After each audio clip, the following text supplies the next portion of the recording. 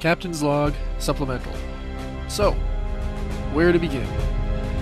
After climbing over the edge of a rather large bowl in space, stop laughing, Jal.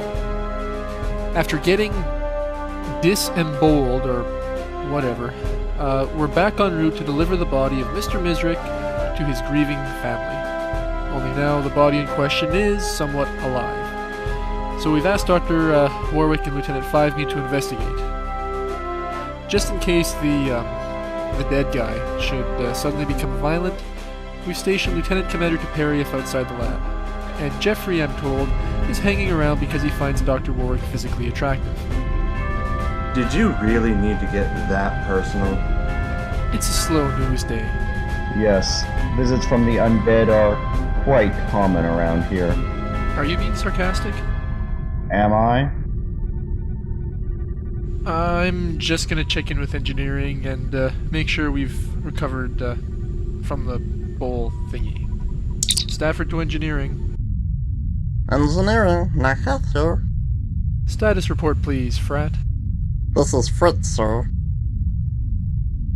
Are you sure? Reasonably, sir. Hold on a second. Computer, Sylvia, could you put it on mute, please? Dear, don't you know the names of your own crew? That was Frat's voice, right? Am I right? Do you care? Frat's more of a baritone. That was definitely Frack. But she said she was Frit. She's a he. She is? Trust me on this one. But... Oh, trust him on this one. Which one plays the accordion? None of them play the accordion. Freck plays the flute, and he plays it great.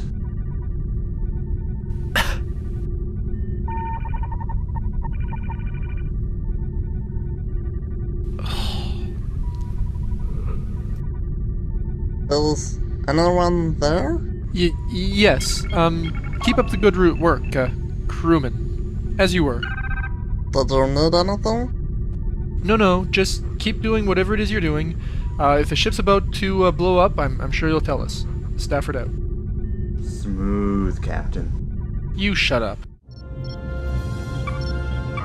Fascinating. There seems to be a foreign consciousness supplanting the subject's original brainwaves. I knew it! A demon! Are you daft, woman? He is definitely not a demon. I believe he is actually an ethereal intelligence from beyond Silverado, possibly from within the anomaly we visited earlier. Ethereal? From heaven? Angel, please forgive me. Please get up. I did not mean to offend you. Yours is the Almighty, the kingdom, the power, the glory, forever and... May I shoot her now? We'll let you know. Doctor, please. Really, you are all making far too much of a fuss over me. We are merely trying to ascertain your nature. But you said so yourself. He's heavenly. If you say so. I do not know what heaven is, but I would be delighted to find out. Your science officer is correct. I am a being not unlike yourselves, but made of pure consciousness. I have taken possession of this body so that I can find out more about you and others in this universe. You see, I am here on a mission. To explore strange new worlds, to seek out new... Demon! Bollocks. Personal law, Chief Medical Officer. We've been invaded. Invaded, I tell you, invaded. By a nasty, foul energy being that dwells in decaying flesh. This crew has never embraced my beliefs in the wondrous purity that is God. But by allowing this abomination, they've gone too far. Dwelling in decaying flesh, huh? That's poetic. Just give me something to drink. What do we say? Now! Okay then. Never mind me, I'm just the bartender. Hey, Noelle, having fun? Yes, fun. Tons of fun. At least until we're all sucked down into the all-consuming hellfires of oblivion. I hear Oblivion is nice this time of year. Chris was saying just yesterday how... Oh, what was it? Oh, he said the graphics were really pretty. And just how would eternal damnation and hellfires be pretty? I don't know. I'm taking my vacation on Nisus next month. Ugh, I just hope something can be done to remove this undead creature before this entire ship is smited by the burning wrath of God. I think they have pills that take care of that. Joel said he had this horrible burning once, and they... Please, Trish, I'm having a bad enough day without bringing Jowl into the conversation. You know what would cheer you up? Confession? Mass? Fasting and repentance? Not that those don't sound like fun, but I was thinking more along the lines of... Senior officers, report to the conference lounge. We need to have a meeting. Again. Oh, never mind. Wait! Trish? What were you gonna say? You know, just between me and you, I have no idea how these people have managed to spend 2 years in space without being blasted to pieces.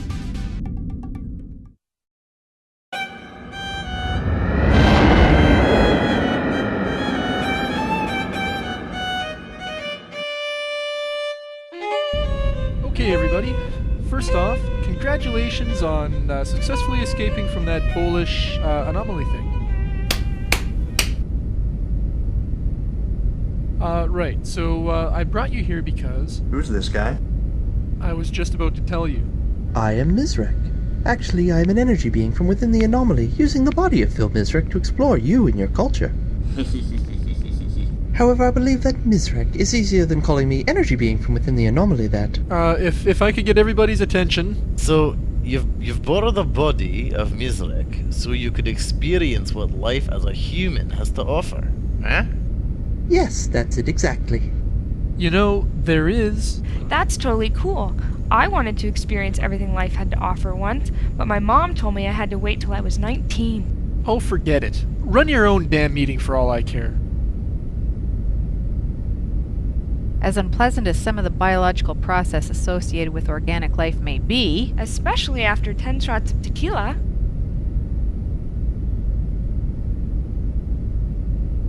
What? I don't remember anything.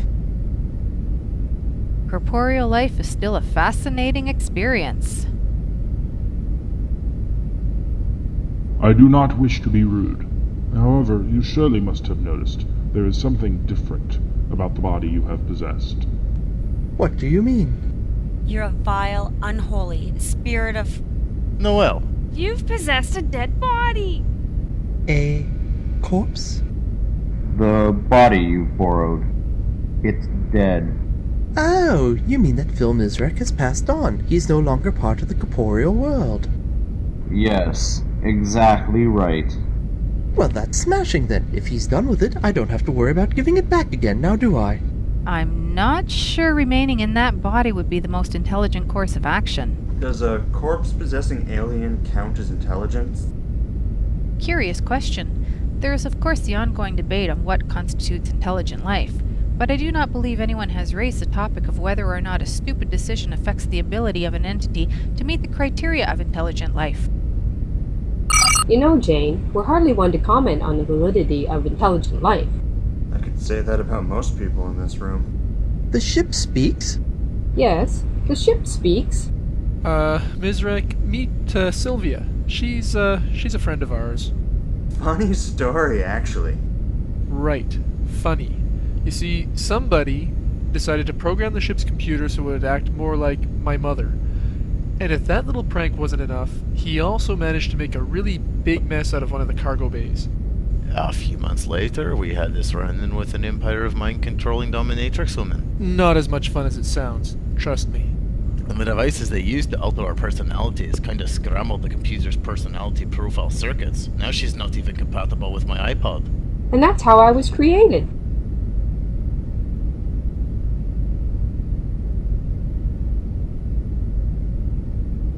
Our ship is, kinda different. We got it from a junkyard. It was President Dillon's idea. Trish. You should have seen the ship when we first got it. It was infested and falling apart. Didn't even have a bridge. Yannick. We didn't even get a paint job for almost 6 months. What a way to make a first impression. There was this decorating accident. Half the decks are the wrong color. Trish. Well, I guess we'll do this the Starfleet way. Ooh, we're going to sit here like a squatting duck while aliens shoot at our ship, then decide to return fire at the last minute? That's sitting duck. And no, We're gonna help Misrek with his little exploration of humanity. Sir, you should know that... Later, 5B. I'm sure we'll have plenty of time to talk about the fascinating debate over life, the universe, and everything else. Hardly. You organic beings die after less than a century. Okay, Yannick, why don't you see if you can help Misrek clean up a little bit? I'll meet you in an hour or so. The rest of you just go head back off duty. This meeting was sure worthy of my time. This is going to be so much fun! Uh-oh. We're going to look around the ship, and I'm going to show you my favorite places, and we're going to get all dressed up. Up, she's going into party mode. Hit the deck!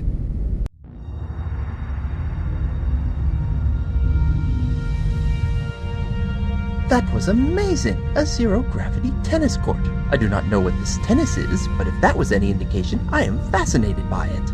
You should see the bowling alley. Are we going to visit the bowling alley? Maybe later.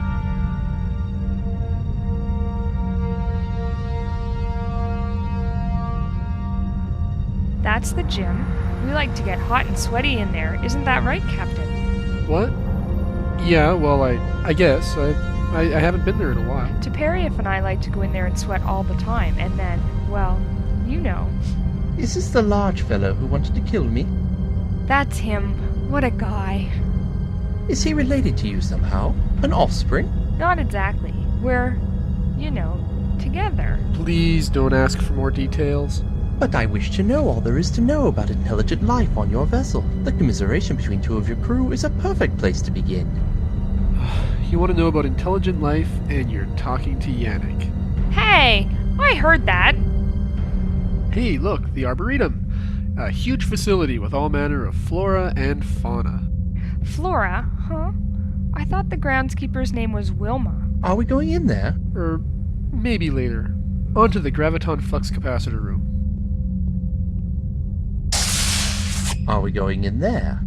Well, how about you, take a look on in there and let me know what you think. Delighted. Oh, amazing. Delightful. Scintillating. I'm astonished. That's enough. Don't want to, wear the room out. That was breathtaking. Did you sneak a thesaurus out of the ship's library when I wasn't looking? Oh, what? Never mind. So, Mr. Misrek, could you tell us a little bit about where you're from? And if you're really a demon? Be nice, Trish. Or maybe the lost ghost of Christmas funk. That's it, isn't it? I'm not a demon, or a ghost of funk, whatever that is. I am what's best described as an entity. Oh, that's easy enough. A superstring phenomenon entity, free-floating in space. My people traverse the subspace layers. We feed on muons. Oh. And sometimes anti-muons when the mood strikes us. Let's get drinks. That's the best idea you've had all day, Ensign.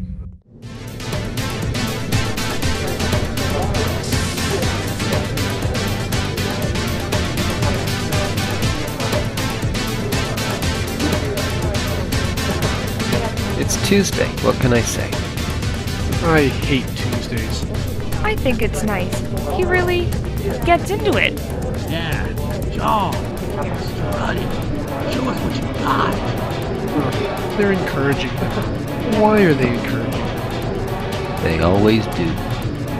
What is that? Tuesday night is dance night in Unbalanced Equations. Jal pretty much takes it over every time. It's really best to just pretend he's not there. He'll tire out eventually. Let's go sit over there. All the way over there. Avert your eyes if you can. Good old Jal.